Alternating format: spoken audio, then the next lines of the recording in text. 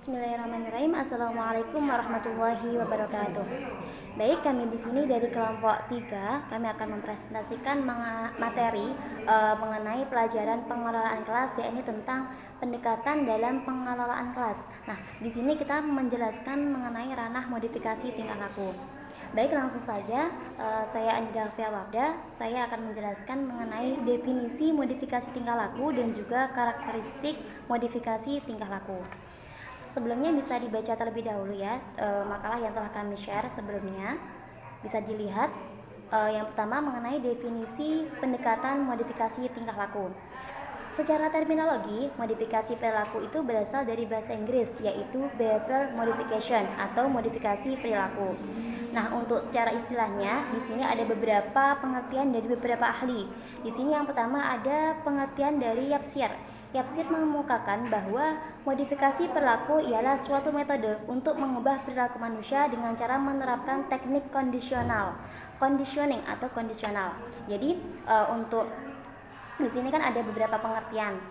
Mungkin bisa dibaca sama teman-teman, dibaca sendiri-sendiri. Nah, inti dari pengertian-pengertian yang telah kita paparkan dalam makalah yang kita share kemarin itu adalah pendekatan modifikasi tingkah laku itu adalah pendekatan yang digunakan untuk menerapkan teknik-teknik atau metode-metode untuk mengubah tingkah laku atau perilaku seseorang dari suatu yang tidak normal agar bisa menjadi normal seperti sedia kala. Misalkan seperti dalam suatu pembelajaran, karena ini memang pelajaran kita itu kan tentang pengelolaan kelas ya. Jadi kita ambil contohnya tentang pembelajaran di dalam kelas. Misalkan ketika kita dalam suatu pembelajaran, normalnya kalau seumpama dalam bahasa Arab itu kan bilangnya normal itu seperti kal'adah atau seperti kebiasaan. Nah, normalnya ketika pembelajaran di dalam kelas itu semua siswa atau setiap individu siswa itu memperhatikan apa yang dijelaskan, yang diterangkan oleh guru ketika menerangkan pembelajaran. Nah, misalkan ketika dalam pembelajaran tersebut ada beberapa individu yang justru dia rame sendiri, tidak memperhatikan penjelasan dari guru, atau mungkin justru ada beberapa murid yang justru diam, entah itu dia memperhatikan guru atau tidak. Nah, tingkah laku tersebutlah yang perlu kita dekati sehingga tingkah laku yang tidak normal tersebut bisa kembali menjadi normal agar orang-orang tersebut bisa seperti teman-temannya. Jadi sama-sama memperhatikan pelajaran dari guru dan pembelajaran tersebut bisa berjalan seperti sedia kala, seperti itu. Nah, kemudian untuk karakteristiknya di makalah telah kita paparkan. Di situ ada 7 karakteristik modifikasi perilaku tingkah laku, yang mana ini merupakan pengemukaan menurut Martin dan juga Peer. Karakteristik yang pertama yaitu mengenai menekankan pada pendefinisian masalah dalam ranah tingkah laku yang bisa diukur, serta menggunakan perubahan pada pengukuran tingkah laku sebagai indikator terbaik mengenai apakah masalah telah berhasil dibantu. Nah, jadi karakteristik yang pertama kita melihat suatu tingkah laku yang bisa diukur.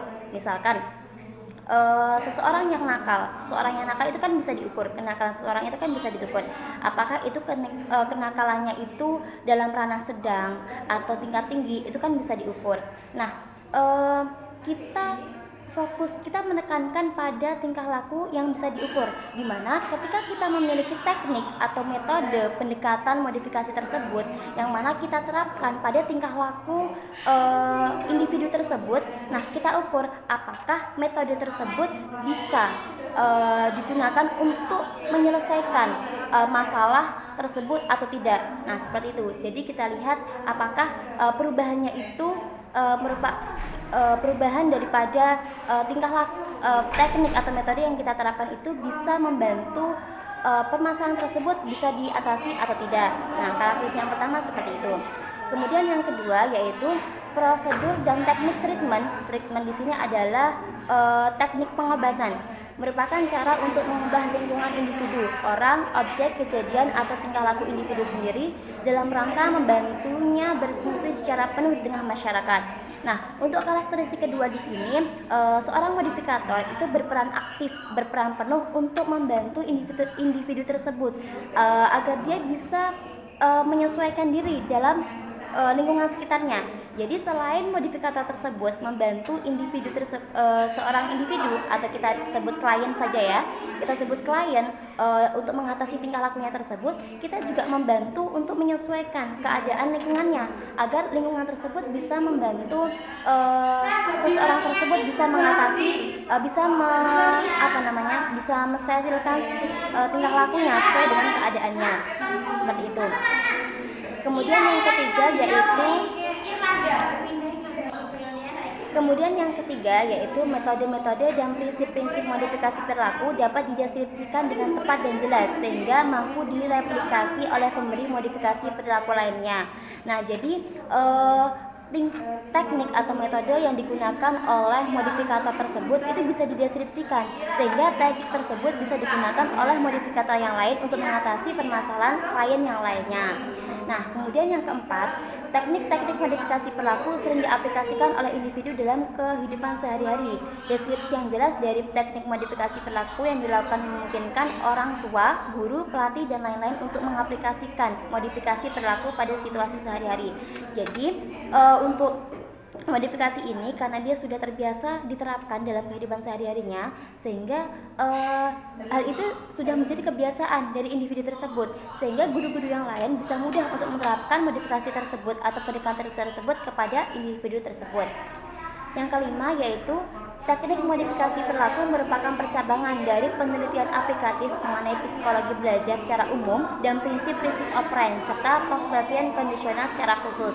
Jadi untuk teknik modifikasi perilaku ini merupakan percabangan daripada psikologi belajar secara umum dan prinsip-prinsip operan serta Pavlovian conditioning. Kemudian yang keenam yaitu menekankan demonstrasi ilmiah bahwa intervensinya tertentu bertanggung jawab terhadap tingkah laku tertentu. Nah, jadi intervensi atau gabungan beberapa individu atau mungkin seorang individu atau gabungan dari beberapa individu yang menyelesaikan permasalahan atau tingkah laku satu orang atau satu klien tersebut itu bertanggung jawab untuk menyelesaikan tingkah laku tersebut. Jadi ketika dua orang itu misalkan ada dua orang mengatasi tingkah laku dari satu orang, maka dua orang tersebut bertanggung jawab untuk mengatasi permasalahan tersebut sampai tuntas, seperti itu. Karena itu memang tanggung jawab dari modifikator yang menyelesaikan permasalahan tersebut. Dan yang terakhir, karakteristik yang terakhir yaitu saling menekankan pada pertanggungjawaban dari setiap orang yang terlibat dari program modifikasi perilaku, yaitu klien, staf, administrator, konsultan, dan sebagainya. Nah, mungkin cukup sekian yang bisa saya sampaikan. Apabila ada yang kurang jelas, nanti bisa ditanyakan ketika dalam forum diskusi nanti, atau mungkin nanti akan ada penyampaian dari Bapak dosen yang akan menjelaskan lebih detailnya bagaimana materi yang akan kita bahas kali ini. Cukup sekian dari saya, banyak kurangnya mohon maaf. Wassalamualaikum warahmatullahi wabarakatuh.